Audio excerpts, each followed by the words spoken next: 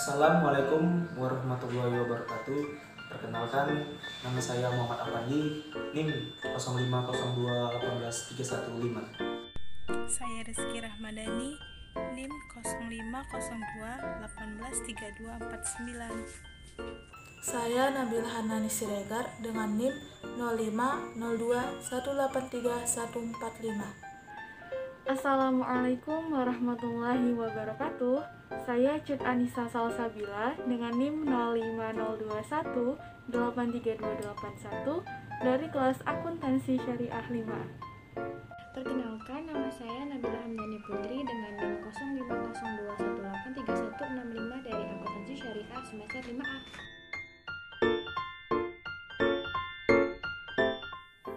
Boleh tahu dengan siapa ini dan apa jabatannya di usaha ini? Oke, baik. Nama saya Muhammad Bubi Ramadana. Dalam usaha Lesocis, jabatan saya sebenarnya kalau jabatan sih terlalu muluk-muluk. Nah, jadi lebih tepatnya saya founder dari Lesocis, di mana wadah merupakan wadah kuliner yang memang menyelesaikan masalah tentang bagi mereka yang Korean fight, mereka bisa ngerasain jenis-jenis makanan Korea dari Lesocis seperti itu. Sudah berapa lama Lesocis ini berjalan? Kalau boleh saya cerita sedikit, Lesocis ini sebenarnya sudah berjalan 2 tahun. Ketika awal perjalanan Lesocis 2 tahun tersebut, pada tahun 2018, Lesocis pertama kali buka di Tuasan. Di Tuasan, tepatnya di dekat PDAM Tirtanadi. Awal mula Lesocis buka di Tuasan, itu banyak cobaan, banyak tantangan, apalagi kita sebagai UMKM baru gitu. Pasti banyak challenge sama kita. Jadi kalau misal teman-teman nanya kapan buka, sebenarnya Lesocis buka di 2018. Cuman hanya saja menggebu-gebunya ataupun sedang bagus-bagusnya performa pada awal 2020. Seperti itu. Bisa diceritakan awal berdirinya Lesocis ini? Awal berdiri Lesocis sebenarnya atas dasar saya senang makan gitu. Saya senang makan. Jadi waktu itu 2019 saya juga mahasiswa. Saya merupakan mahasiswa dari STIPAP, Sekolah Tinggi Ilmu Pertanian Agrobisnis Perkebunan. Jadi saya PKL di daerah Sungai Daun. Ketika PKL yang namanya PKL suntuk. Apalagi saya juga PKL-nya di pabrik, juga kan. Ketika pulang tidak sengaja saya scroll tentang kayak makanan karena memang saya hobi makan. Ketika saya scroll tuh timbul makanan Korea yang memang ini benar-benar menarik konsepnya. Dan ini makanan ini belum pernah ada di Medan gitu. Jadi saya berpikir bagaimana saya bisa mengeksplor. Jadi poin pertama itu adalah yang terpikir di pikiran saya bagaimana cara mengeksplor makanan Korea ini bisa dibawa ke Medan. Yang kedua, bagaimana caranya saya pribadi pingin dapat duit dari makanan. Nah, di satu malam, kalau boleh saya cerita, saya berpikiran bagaimana caranya mencari uang. Karena pada saat itu saya punya tekanan ekonomi. Gitu. Jadi saya berpikir, gimana caranya nyari uang, gimana caranya. Sedangkan saya masih mahasiswa. Mahasiswa bukan penghalang sebagai kita untuk mencari keuangan gitu. Itu salah satu, bukan penghalang kalau saya bilang. Justru sebagai mahasiswa di dalam waktu luang kita bisa mencari pundi-pundi keuangan gitu, keuntungan kita. Jadi saya berpikir, aku suka makan. Aku suka menilai makanan. Aku suka jajan. Kenapa sih nggak dari hobiku saja aku cari duit? Nah, itu berawal dari situ 2018. Jadi pulang dari PKL saya langsung mengabari teman-teman. Ini cerita sedihnya. Jadi saya kabarin teman-teman semua, guys, kayak mana caranya kalau kita buka usaha makanan? Dan ternyata saya disepelekan. Ngapain kita buka kayak gitu? Siapa yang beli kan gitu? Kau jual apa rasanya rupanya? Kau bukan orang Korea, kan gitu ceritanya. Jadi berbagai macam tantangan saya jalani, saya hadapi. Terakhir saya memberanikan diri untuk, ini jangan ditiru teman-teman. Memulai usaha ini butuh pengorbanan. Kuliah butuh pengorbanan. Semua apapun yang kita lakuin butuh pengorbanan. Jadi kalau boleh saya buka, ketika saya mulai usaha ini, saya menggunakan dana yang dikirim orang tua untuk uang kos. Sangat pahit. Nah, jadi dari situ saya mengambil keputusan terberat dalam hidup. Saya lanjut kos, tidur di masjid, atau buka usaha. Nah, gitu dia. Apalagi usaha, semalam itu uang sewanya lagi naik-naiknya. Gitu. Jadi saya kabarin teman-teman, ada nggak barang-barang bekas di kos-kosan untuk tempat-tempat wadah. Dan dari situ saya mulai belajar. Ketika dapat dana dari orang tua untuk ngekos, belajar, saya bertemu dengan teman-teman Akpar, Akademi Pariwisata Medan, tahu ya? Tahu. Akpar, Politeknik Akpar itu kan dekat rumah sakit haji. Jadi saya bertemu mereka, saya sharing bagaimana tanggapan teman-teman tentang ini. Wah, ini susah dibuat dan ini jarang di Indonesia. Nah, jadi ketika saya bertemu dengan teman-teman, saya mencari solusi, gimana solusinya untuk bisa buat satu makanan ini punya daya jual. Jadi meriset, saya berhasil meriset selama 1 bulan tuh riset. Jadi, dari buat tepungnya, dari jenis kejunya, gitu. Jadi kendala di dalam itu banyak lagi. Untuk menemukan keju saja yang bisa narik-narik itu, saya memerlukan waktu 3 minggu. Keju Anchor namanya. Jadi kan banyak macam keju, ada yang cheddar, mozzarella, perfetto, segala macam banyak. Tapi yang memang bisa untuk dalam konsep UMKM saya ini, keju Anchor. Jadi banyak tantangan segala macam kan. Tuh akhirnya ketika itu timbul satu masa di mana satu buah corn dog tersebut jadi, dan itu rasanya luar biasa. Dari situ makin yakin bahwasanya dari sini aku bisa meraup keuntungan. Setelah dari Akpar pulang dengan hati yang riang, saya mulai memberanikan diri untuk mencari lapak, dan di hari itu juga saya berjualan. Berjualan juga banyak juga tantangannya. Mulai dari aku menjadi Superman. Paham lo Superman ya? Ya. Jadi ketika malam hari sebelum besoknya jualan, udah harus beli bahan, udah harus belanja bahan, udah harus buat tepung. Ketika besoknya mau jualan, udah harus berberes lokasi, mengelap-ngelapin semua yang kotor. Jadi di situ aku ngerjain sendiri, yang masak lah, yang nerima pelanggan lah, gitu. Jadi itu rutin aku lakuin selama 2 bulan di Tuasan. Dan aku menemukan satu titik yang namanya titik jenuh. Capek kali jualan ini, kayak gitu. Capek kali jualan ini, sehingga dari pemikiran UMKM kita berjualan ada tahapnya. Makanya semua cerita ini nyambung.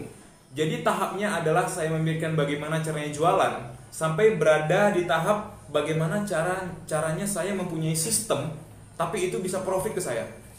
Dengan cara apa? Punya pegawai. Dari situ 2 bulan Les Socis berjalan di Tuasan, 2018 tepatnya, saya alhamdulillah punya kesempatan yang luar biasa, kesempatan emas. Itu memang kesempatan yang nggak diberikan, mungkin nggak lebih dari 1 kali kesempatan itu. Jadi saya ditawarkan untuk naik ke Carrefour. Jadi ada peluang Carrefour. Mungkin teman-teman bisa nanti ngambil fotonya ketika saya di Carrefour.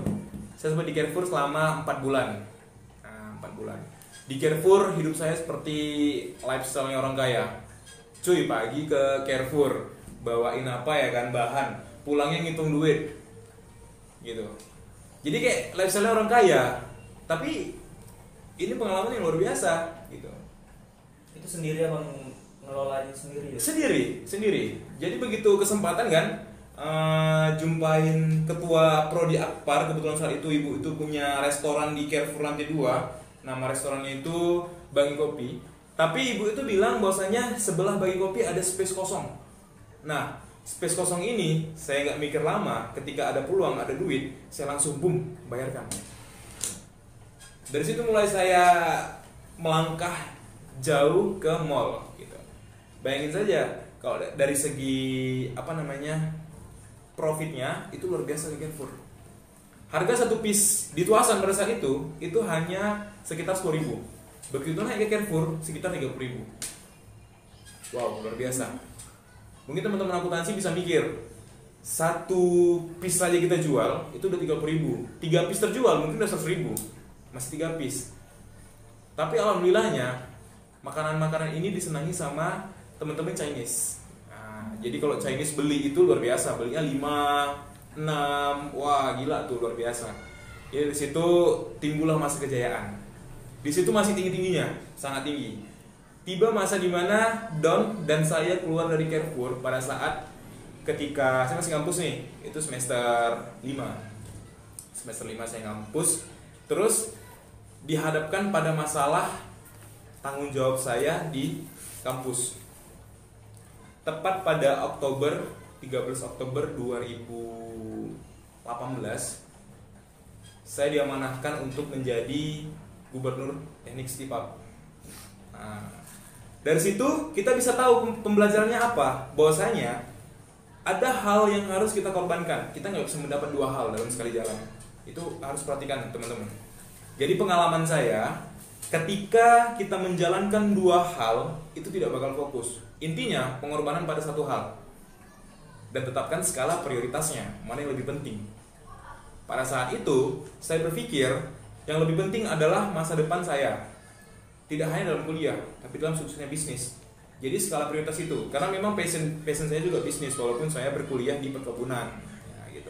Jadi saya terpilih sebagai Gubernur Teknik Stipap, dan saya mulai menjalankan amanah saya. Disitulah komunikasi terburuk antara owner dan juga karyawan, dimana saya meninggalkan karyawan saya 7 minggu, dia harus menjadi Superman lagi di Carrefour. Dan nyatanya kita dalam berbisnis tidak bisa sendiri gitu. Jadi dari situ saya berpikir, sudahlah, daripada saya meninggalkan tanggung jawab, saya tinggalkan saja Les Socis ini. Nah, itu titik terdown saya gitu. Tapi ya nggak masalah, itu sebuah pembelajaran. Artinya Les Socis pernah punya nama di 2018. Makanya di logo Les Socis itu S 2018 gitu, itu awalnya gitu. Jadi down, saya terpilih jadi gubernur. Les Socis saya korbankan, saya skip. Bukan berarti saya buang, Les Socis itu saya skip gitu. Jadi ketika di skip, saya minta maaf kepada karyawan saya, bahwasanya abang minta maaf, ini harus terjadi. Ya sedih juga gitu. Artinya saya juga konteksnya membantu. Karyawan saya merupakan orang yang sederhana dan beliau yatim piatu. Jadi sangat berat untuk untuk melepasnya dan juga untuk membiarkannya sendiri kembali lagi ke kampung gitu. Jadi seperti itu pengalamannya. Tapi endingnya, terakhirnya, ketika saya bertemu dengan partner saya menceritakan bagaimana pengalaman bisnis saya tentang Les Socis, bagaimana Les Socis ini dulu berjayanya. Ketika itu untuk memulai kembali Les Socis, menurut saya itu sulit. Karena memang fokus saya udah ke pendidikan dan lain-lain segala macam. Tapi dengan partner saya ini yang mampu meyakinkan saya, alhamdulillah pada tanggal 12 Juli 2019 2020 ya.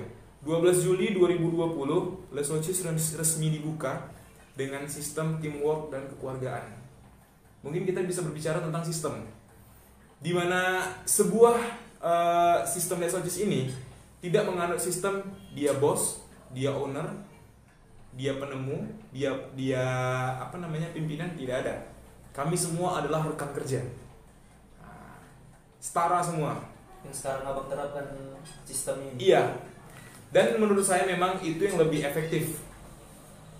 Karena ketika kita menghargai orang lain, insya Allah mereka lebih menghargai kita.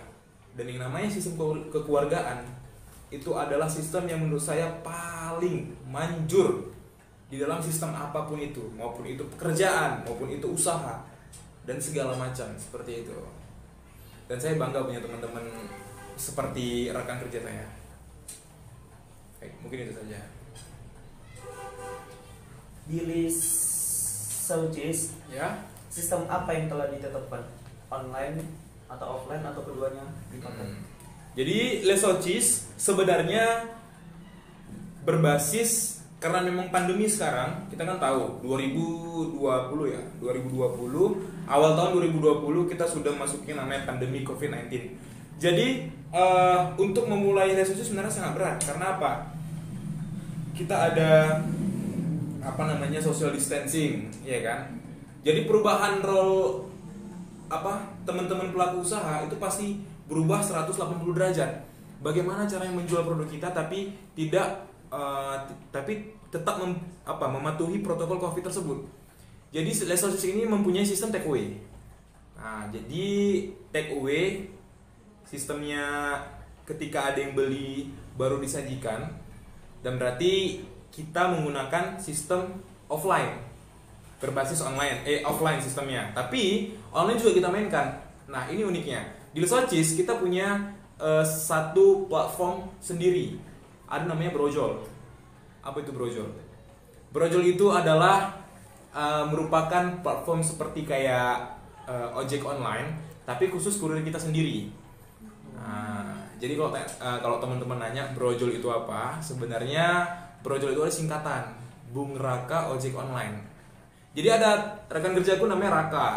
Nah, dia dibasiskan memang untuk mengantarkan pesanan-pesanan teman-teman yang di daerah-daerah lain di Medannya khususnya gitu. Jadi kenapa sih saya berpikir kenapa sih nggak dari kita saja? Nah, jadi lebih intens dan lebih terjaga makanannya, karena memang kendala saat ini ketika pakai Gojek, ketika pakai saya mungkin nggak mau menyebutkan yang lainnya, mungkin banyak kemasan-kemasan yang sudah tidak jamin lagi seperti itu, dan kami mempertahankan kualitas tersebut seperti itu. Jadi menggunakan dua sistem online dan offline. Apa saja dampak dari penjualan online atau offline? Pengaruh signifikan dari keduanya itu apa? Kalau bicara tentang pengaruh signifikan ya, setelah saya analisa pasar, pengaruh signifikan terbesar itu masih di offline. Kenapa saya bilang? Karena memang kita berjualan di pinggir jalan, yang memang kita tentukan traffic marketnya bagaimana, itu merupakan suatu pengaruh yang signifikan untuk penjualan kita. Jujur saja, penjualan terbanyak itu dari offline. Dari online kita belum terlalu banyak. Karena memang konteksnya jualan kita, ketika ada orang pingin jalan-jalan, tuh, ketika ngelihat outlet kita, wah selera. Nah, berarti kan sistemnya lebih signifikan ke offline.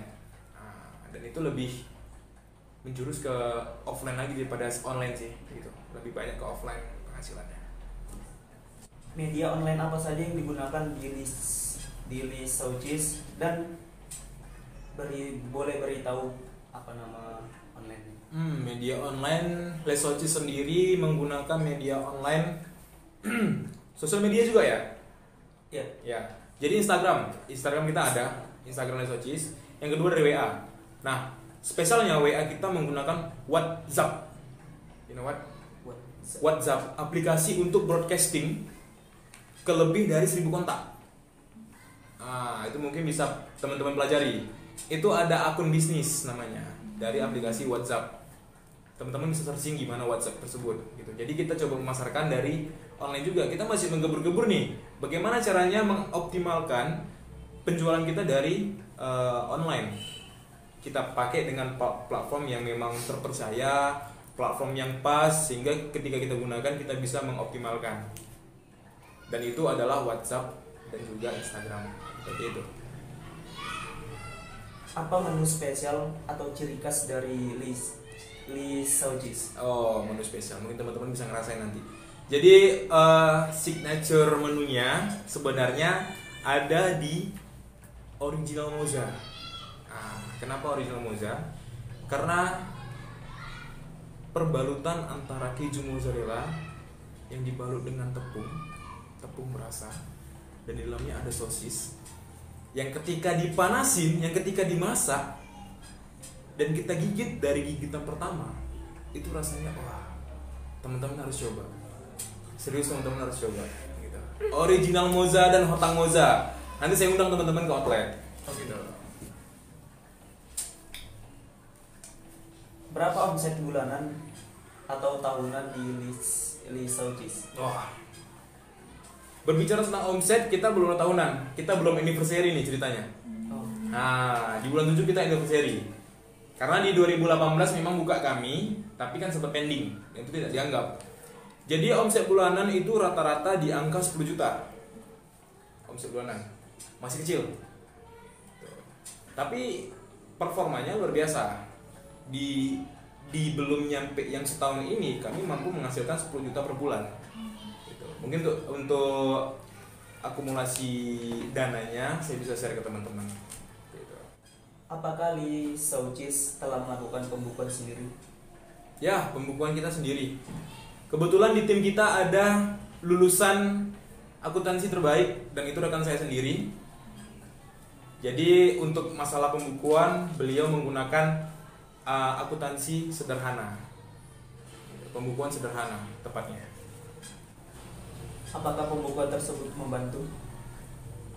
Sebenarnya dibilang membantu sih sangat membantu, tetapi untuk saat ini keuangan Lisaucis pada segi detailnya ketika ada yang namanya pengeluaran per item, pasti kan pengeluaran per item, hasil per hari. Kenapa kami memutuskan untuk pembukuan sederhana? Jadi untuk konsentrasi kita jual makanan ini tidak signifikan terhadap angka. Maksud, jadi seperti ini. Makanan ketika kita ready stock misalnya berapa tusuk per hari, 100 tusuk per hari. Yang namanya makanan itu tidak pernah konsisten ataupun pasti ada saja kendala karena makanan kan mutarnya per hari. Bisnis makanan putaran per hari. Iya kan? Iya.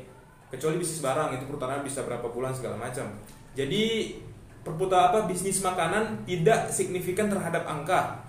Makanya saya memutuskan dengan teman-teman untuk membuat hanya pembukuan sederhana. Seperti stok barang yang itu angka kasarnya saja. Nah, jadi tidak ada detail-detail segala macam. Toh itu pun memang kita tidak menggunakan banyak transaksi. Nah, jadi menurut kami dengan pembukuan sederhana itu sudah sangat membantu. Apakah pernah terjadi kegagalan dalam pemasaran Lisaucis? Oh pasti kegagalan. Jadi saya sedikit cerita, ada banyak cerita ya kan. Saya sedikit cerita di bulan ketiga. Di bulan ketiga adalah masa di mana 100 hari kerja kami down. Dan di situ hampir saja Lisaucis bubar. Kenapa saya bilang? Di bulan ketiga tersebut kami mengalami cobaan. Yang pertama, omset sangat menurun. Kita nggak tahu apa faktornya. Setelah kita analisa, hujan tidak. Kan gitu, rame-rame pasar. Sampai saya berpikir ke hal-hal yang magis, tapi itu tidak boleh. Gitu. Jadi saya coba menglogikakan, saya coba menganalisa lagi. Kenapa sih bisa seperti itu kita turun omset? Nah, setelah dianalisa, banyak faktor kita yang membuat penurunan omset per bulan itu menjadi signifikan turunnya. Yang pertama, kita tidak pembaruan terhadap menu. Yang kedua, mungkin lokasi kita tidak strategis. Dan banyak lain sebagainya faktornya. Sehingga pada bulan ketiga itu pernah satu hari kami hanya membawa pulang uang 50.000. Artinya kalau dari segi per piece-nya itu 10.000 lah umumnya kan, cuma 5 tusuk yang kami jual. Sedih banget. Itu hampir chaos itu. Hampir chaos. Apalagi ditambah lagi pegawai kami, nggak pegawai sih, rekan kerja kami itu menyalah. Rekan kerja yang menyalah, sistem manajemen yang buruk, terus menjadi perbaikan. Jadi pada saat bulan ketiga itu sebenarnya banyak sistem yang sudah menurun, banyak follow up yang sudah menurun, artinya terlena dengan bulan pertama dan bulan kedua. Bulan pertama kami mencapai omset 13 juta. Itu wow menurut saya. 13 juta omset tuh. Jadi terlena, wah udah meriah kok. Tuh apalagi buat pembaruan. Nah, itu pelajaran buat teman-teman yang pengen buka usaha. Ketika nanti ada usahanya teman-teman, tapi 1 bulan ingin naik, jangan langsung tinggi. Tetap kita berpegang teguh pada ketika kita di atas dia terbang, ketika di bawah tidak jatuh. Nah, itu dia. Jadi slow saja, berjalan menganalisa berbagai macam masalah, dan ketemu titik temunya kami mulai memperbaiki manajemen. Alhamdulillah masuk bulan keempat kita mulai naik lagi seperti itu. Itu sih down-downnya, kendalanya seperti itu pada bulan ketiga yang saya alami. Any question? Apakah ada berencana membuka jenis usaha lain? Kalau jenis usaha lain, saya sedikit membagikan tips kepada teman-teman. Simple saja, membuka usaha lain, intinya jangan jauh-jauh dari usaha kita. Itu yang harus teman-teman pahami. Jadi seperti ini, saya mengambil contoh dari usaha saya saja. Leso Cheese banyak bersinggungan dengan bahan-bahan. Bahan-bahan kayak keju, kentang, tepung, segala macam. Jadi kalaupun kita mau mulai usaha, coba mulai dari penyediaan barang bahan-bahan kita. Contoh, kita ready stock-kan. Kita buat seperti semalam. Kebetulan saya punya 2 usaha saat ini, 3. Yang pertama itu Leso Cheese, yang kedua kita ada Master Fries, itu kentang goreng frozen. Yang ketiga itu saya main juga di bisnis pelaminan, bisnis wedding organization gitu. Jadi di tipsnya, kembali ke tipsnya, kenapa saya buka Master Fries kentang, karena itu bersinggungan langsung dengan Leso Cheese. Jadi teman-teman kalau mau ngebuka bisnis, itu jangan jauh-jauh dari bisnis teman-teman yang pertama. Contoh kita buat baju gitu kan, kita bisnis baju nih, kita jual baju. Coba mulai dengan membuka bisnis baru, usaha bordir, usaha sablon, worth it kan? Jadi semua berkesinambungan. Nah, gitu.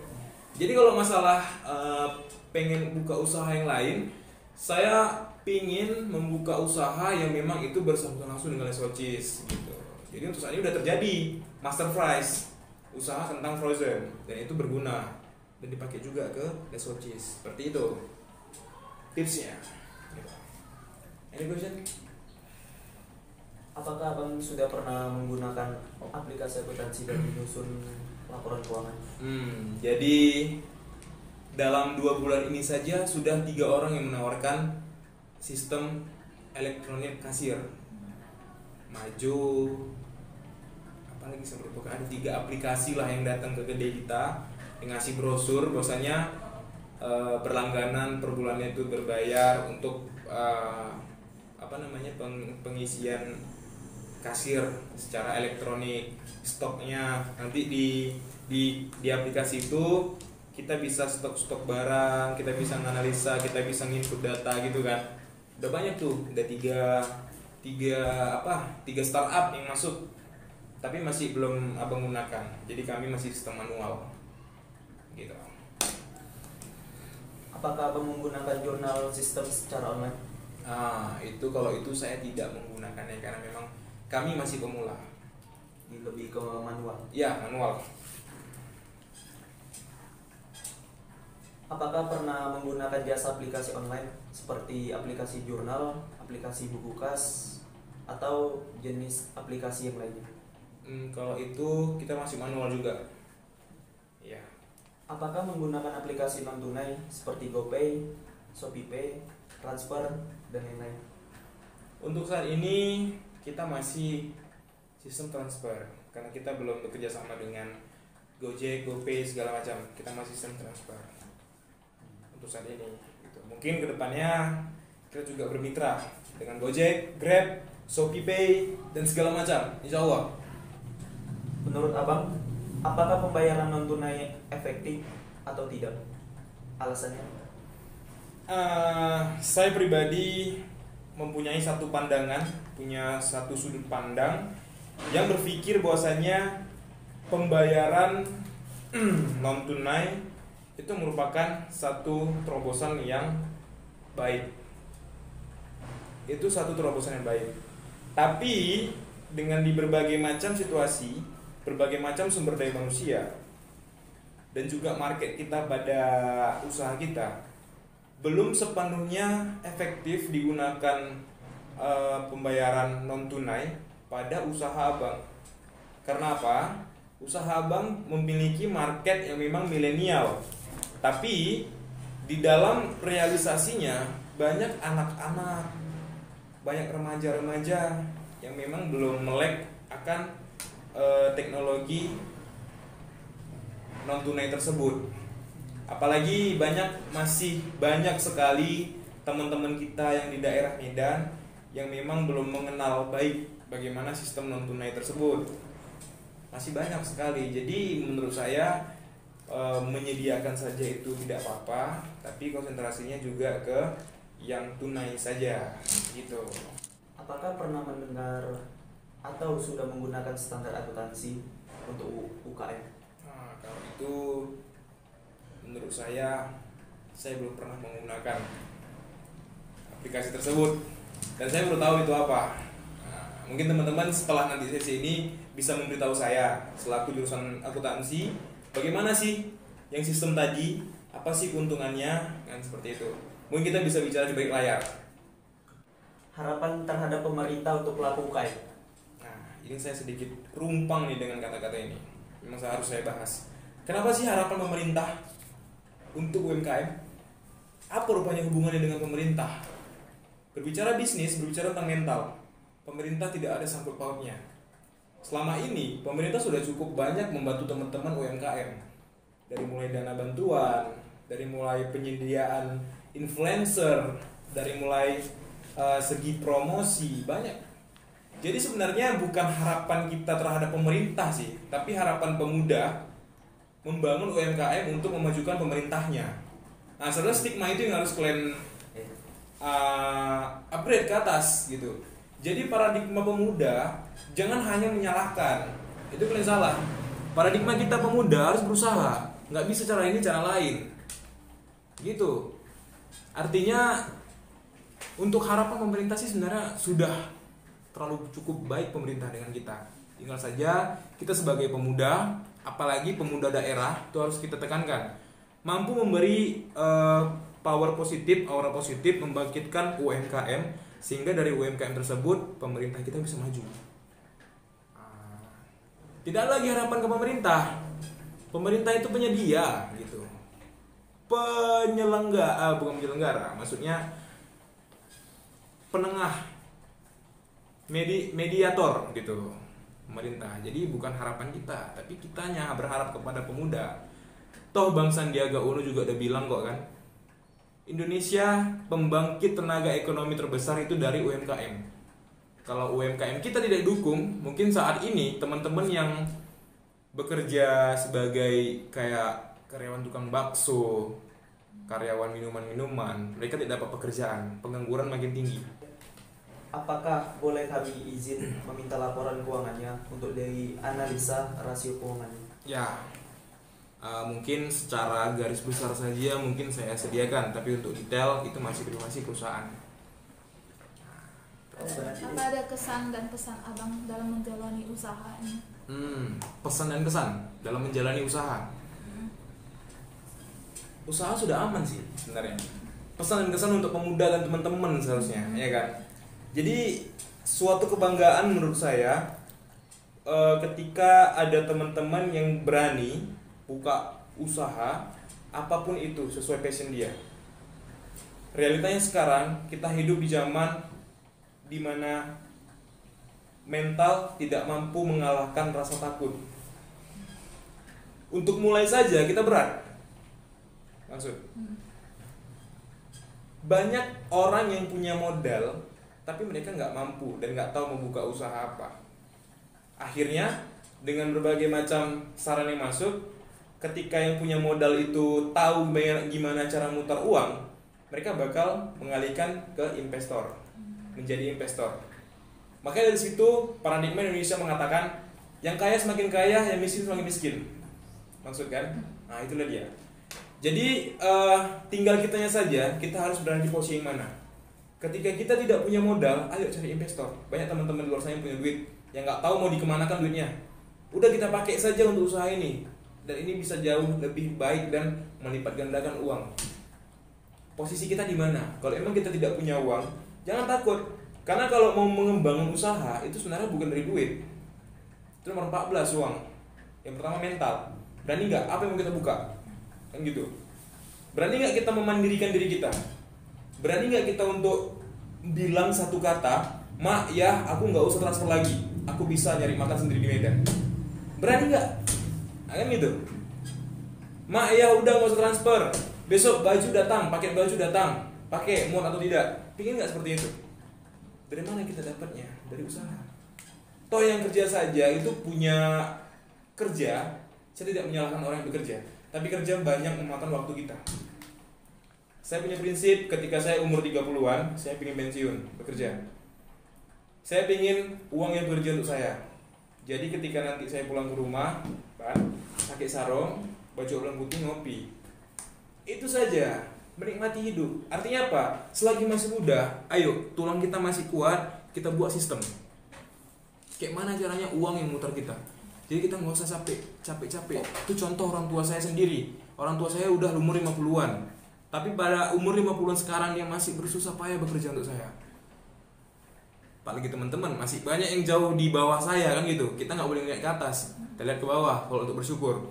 Tengok, masih banyak tuh luar sana yang kakek-kakek udah masih kakek gini-gini di jalanan, bawain butut segala macam. Sedih kita. Cobalah ketika kita punya stigma ini dalam pikiran kita. Kalau semua orang mikir seperti ini, mungkin Indonesia bakal jadi negara maju. Itu pesan saya. Jadi buat teman-teman pemuda yang pengen ngebangun usaha, ayo bangunkan saja. Jadi sekecil apapun usaha kita bosnya. Di hari Senin saja kita bisa libur, orang kita yang ngatur, gitu. Kerja jangan giat-giat kali. Ini segi tips. Kita kerja giat pun, yang maju siapa? Bosnya. Tapi bekerjalah, itu selalu saya sampaikan kepada rekan kerja saya, karyawan saya. Bekerjalah kalian, jangan nyari duit, jangan nyari capek.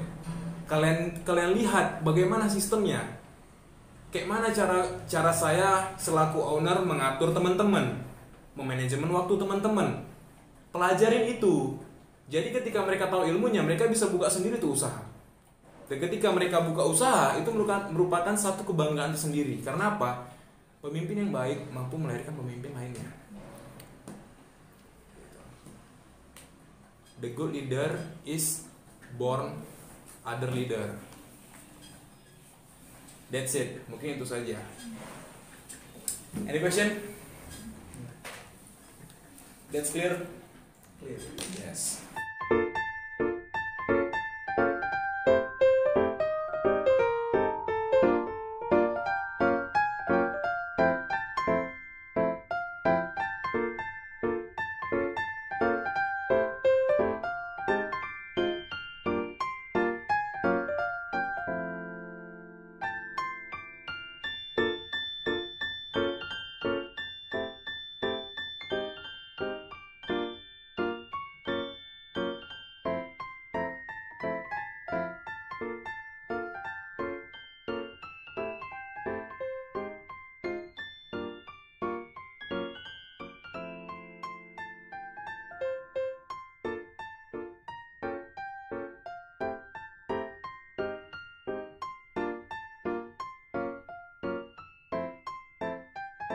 Terima kasih kepada Bang Bobi yang sudah meluangkan waktunya untuk mau diwawancarai dan sangat termotivasi, Terinspirasi. terinspirasi, sangat terinspirasi.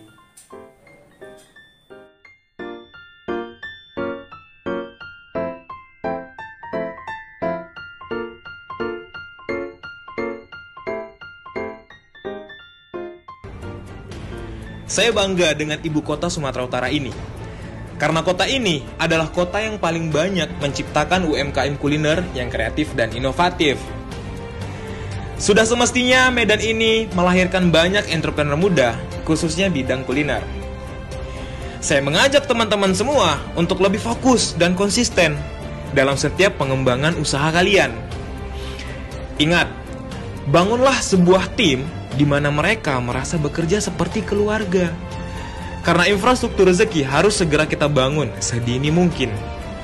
Bukan soal modal uang yang utama. Dalam membangun bisnis, mental juara adalah kuncinya. Karena istilah Superman tidak berlaku di sini, tapi super team lah yang memegang peran penting dalam pengembangan usaha kalian. Pesan saya untuk teman-teman semua, dalam membangun bisnis apapun itu, ingatlah hukum 10.000 jam yang mengajarkan kita arti dari konsisten.